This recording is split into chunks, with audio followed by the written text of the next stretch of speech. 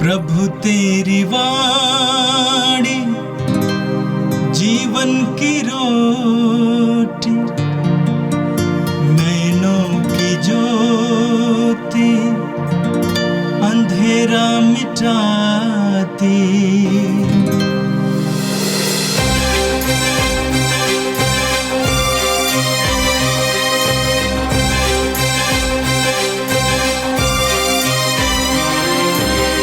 प्रभु तेरी वाणी जीवन की रोटी, नैनों की ज्योति अंधेरा मिटाती।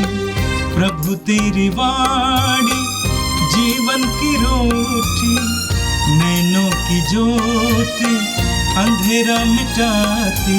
वाणी वाणी वाणी वाणी वाणी पवित्र है, शाश्वत है, जीवन का मन्ना है। 2 नवंबर शनिवार। पहला पाठ प्रज्ञा ग्रंथ अध्याय 3 वाक्यांश 1 से 9 तक। धर्मियों की आत्माएं ईश्वर के हाथ में हैं, उन्हें कभी कोई कष्ट नहीं होगा। मूर्ख लोगों को लगा कि वे मर गए हैं। वे उनका संसार से उठ जाना घोर विपत्ति मानते थे और यह समझते थे कि हमारे बीच से चले जाने के बाद उनका सर्वनाश हो गया है। किंतु धर्मियों को शांति का निवास मिला है। मनुष्यों को लगा कि धर्मियों को दंड मिल रहा है, किंतु वे अमरत्व की आशा करते थे। थोड़ा कष्ट सहने के बाद उन्हें महान पुरस्कार दिया जाएगा। ईश्वर ने उनकी परीक्षा ली और उन्हें अपने योग्य पाया है। ईश्वर ने घरिया में सोने की तरह उन्हें परख लिया और होम बलि की तरह उन्हें स्वीकार किया। जो ईश्वर पर भरोसा रखते हैं वे सत्य को जान जाएंगे। जो उसके प्रति ईमानदार हैं वे बड़े प्रेम से उसके पास रहेंगे, क्योंकि जिन्हें ईश्वर ने चुना है वे कृपा तथा दया प्राप्त करेंगे। यह प्रभु की वाणी है। संत योहन के अनुसार प्रभु यीशु का पवित्र सुसमाचार, अध्याय 6 पद संख्याएं 35 से लेकर 40 तक। यीशु ने अपने शिष्यों से कहा, जीवन की रोटी मैं हूं। जो मेरे पास आता है उसे कभी भूख नहीं लगेगी, और जो मुझ में विश्वास करता है उसे कभी प्यास नहीं लगेगी। फिर भी जैसा कि मैंने तुम लोगों से कहा, तुम मुझे देख कर भी विश्वास नहीं करते। पिता जिन्हें मुझको सौंप देता है वे सब मेरे पास आएंगे, और जो मेरे पास आता है मैं उसे कभी नहीं ठुकराऊंगा। क्योंकि मैं अपनी इच्छा नहीं बल्कि जिसने मुझे भेजा उसकी इच्छा पूरी करने के लिए स्वर्ग से उतरा हूं।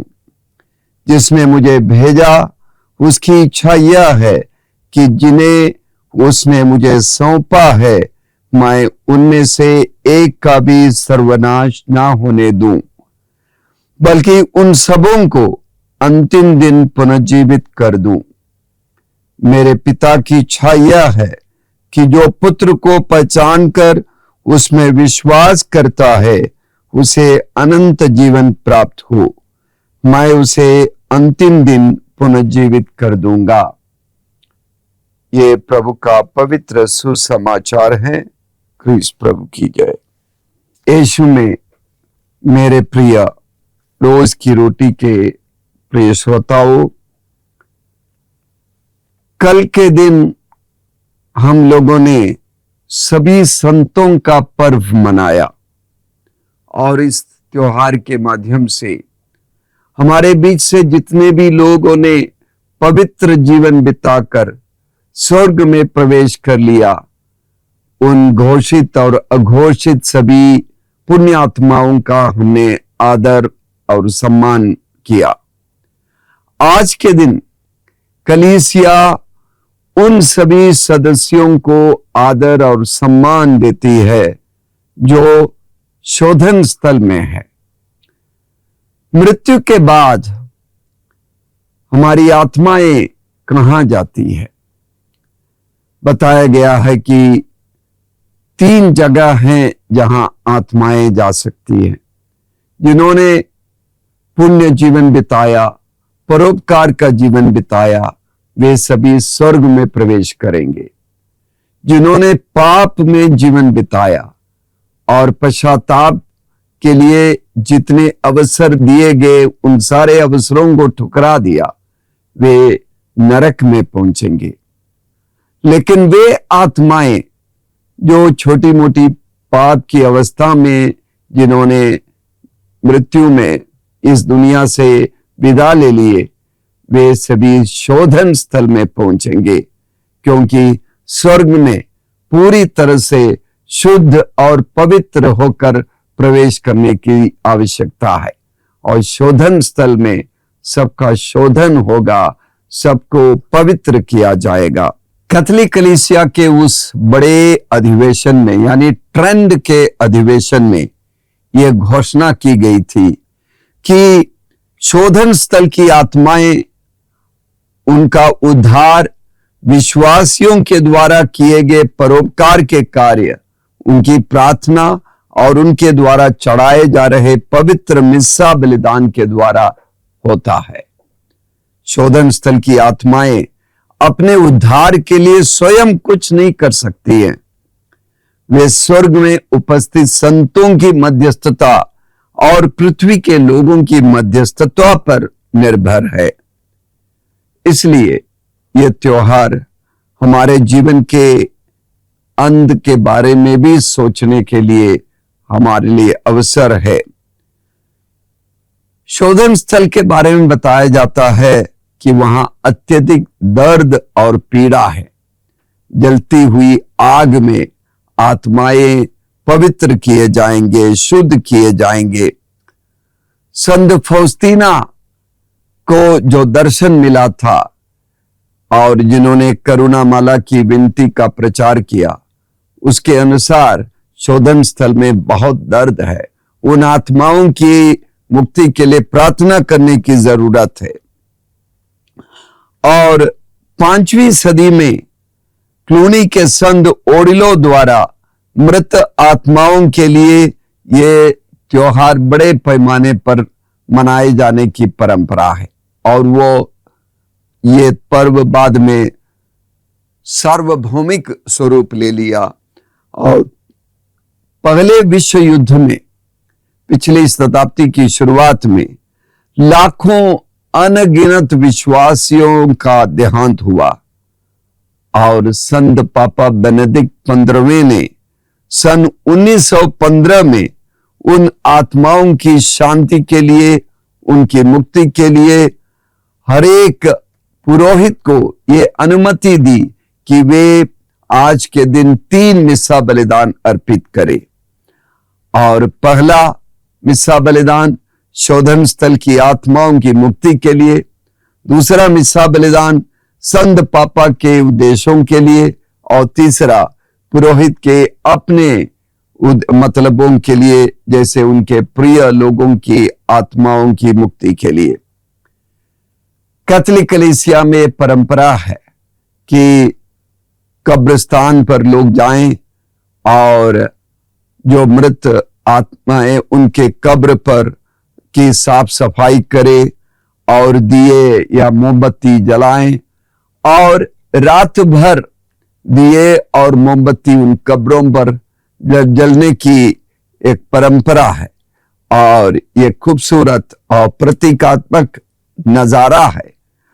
उनके उद्धार के लिए हम इस पृथ्वी पर जो लोग हैं, हमारी आत्माओं के अरमान को यह दर्शाता है। हम मकाबियों के ग्रंथ के दूसरे ग्रंथ के 12वें अध्याय में 39 से ये पाठ पढ़ते हैं।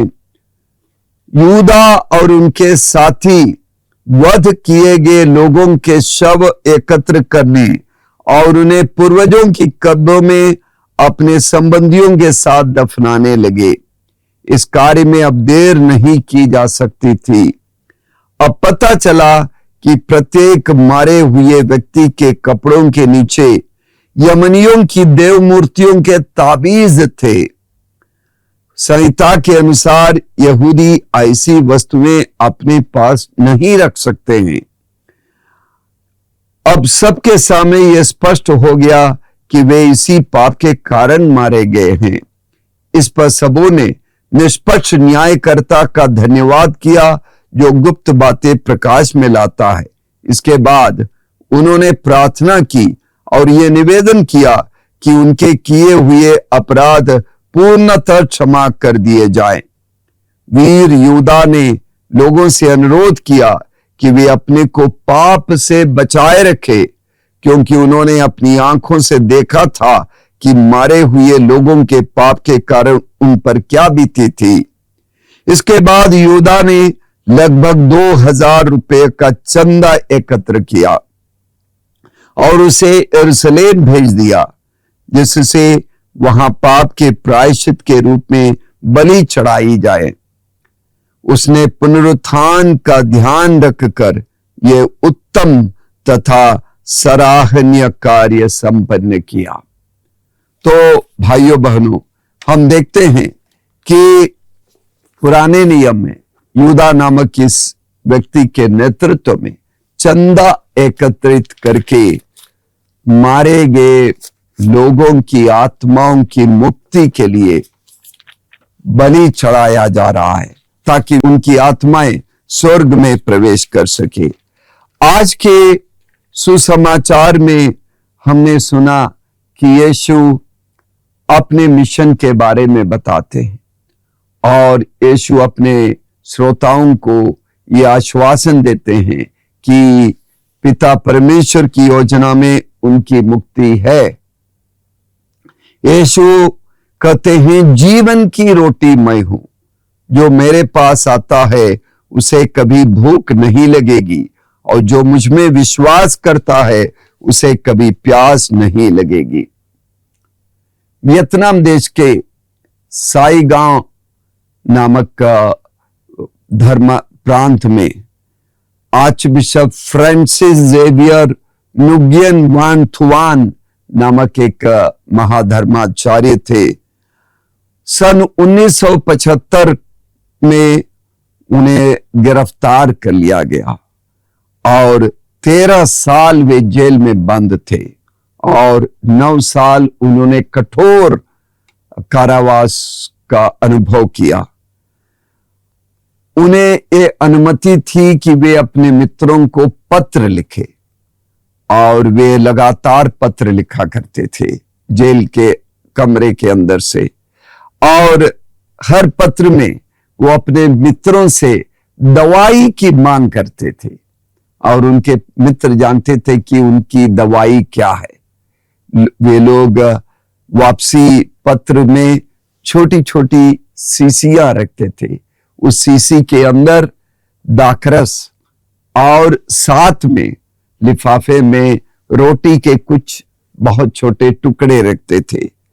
और ये आर्च बिशप फ्रांसिस जेवियर नुगियन ने क्या किया, वो प्रतिदिन 3 बजे, दोपहर के बाद 3 बजे जब यीशु की मृत्यु हुई थी, उसी समय वो अपने हाथ में दाखरस के कुछ बूंद, थोड़ा सा पानी मिलाया हुआ, उस बूंद को और साथ में रोटी को यीशु के पवित्र बलिदान को याद करते हुए वो मिस्सा बलिदान अपने कारावास के कमरे में चढ़ाते थे।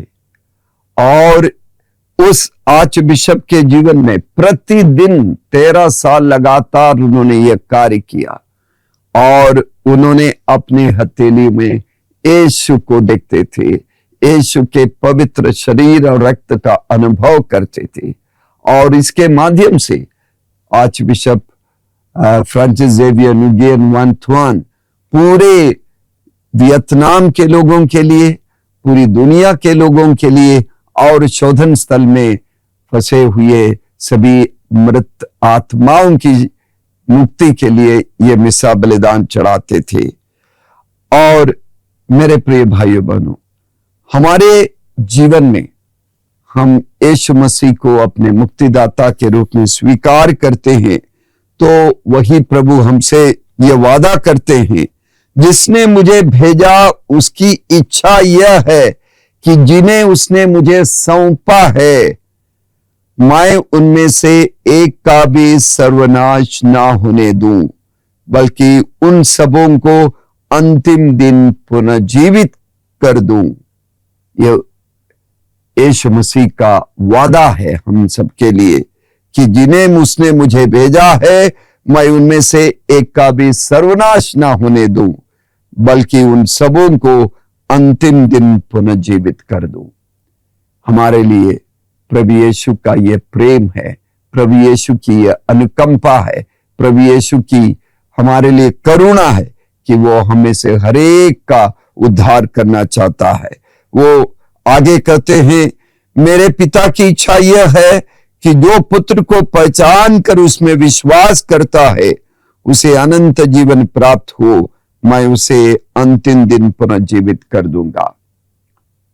पवित्र मिसा बलिदान के माध्यम से हम शोधन स्थल में जो भी मृत आत्माएं उनके लिए प्रार्थना करें। यीशु के इस वायदे पर भरोसा रखते हुए, यीशु के इस आश्वासन पर भरोसा रखते हुए हम उन सभी आत्माओं को स्वर्ग में पहुंचने का रास्ता बनाएं और हम अपने लिए और इस पृथ्वी पर जो भी हमारे प्रिय लोग हैं उनके लिए हम स्वयं यूकरिस्त बने। हमारे परोपकार के कार्यों के द्वारा, अनुकंपा के कार्यों के द्वारा, हमारे प्रेम के द्वारा दूसरों के लिए हम दूसरों को क्षमा करते हुए, चाहे वो हमारे खिलाफ जितने भी अपराध करे उन सब को क्षमा देते हुए हम स्वयं यूकरिस्त बने, हम स्वयं परम प्रसाद बने, हम स्वयं दूसरे यीशु बने और सबकी मुक्ति के लिए, विशेषकर शोधन स्थल में जो आत्माएं उनकी मुक्ति के हम कारण बने, उनके लिए मुक्ति के संदेश वाहक बने। आइए हम प्रार्थना करें। हे सर्वशक्तिमान प्रेमी पिता ईश्वर, हम जीवन की सच्चाई को, मृत्यु की सच्चाई को स्वीकार करते हैं। हम उन सारे मृत आत्माओं को तेरे पास ले आते हैं।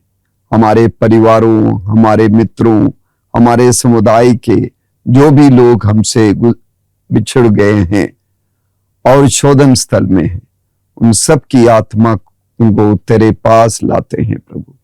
उन सब को तू अपनी करुणा और प्रेम के माध्यम से उनका उद्धार कर। प्रभु यीशु, तूने क्रूस पर जो रक्त बहाया, तेरे पवित्र रक्त के एक एक बूंद उन आत्माओं को प्राप्त हो जाए, उन पर पड़े। वे जो शोधन स्थल में तड़प रहे हैं, प्रभु ने सांत्वना मिले और वे अनंत जीवन में, स्वर्ग के अनंत आनंद में प्रवेश कर सके। ये प्रार्थना हम तुझसे करते हैं हमारे प्यारे प्रभु यीशु के द्वारा, आमीन। प्रभु तेरी वाणी जीवन की रोटी, नैनों की ज्योति अंधेरा मिटाती। वाणी वाणी वाणी वाणी वाणी पवित्र है, शाश्वत है जीवन का मन।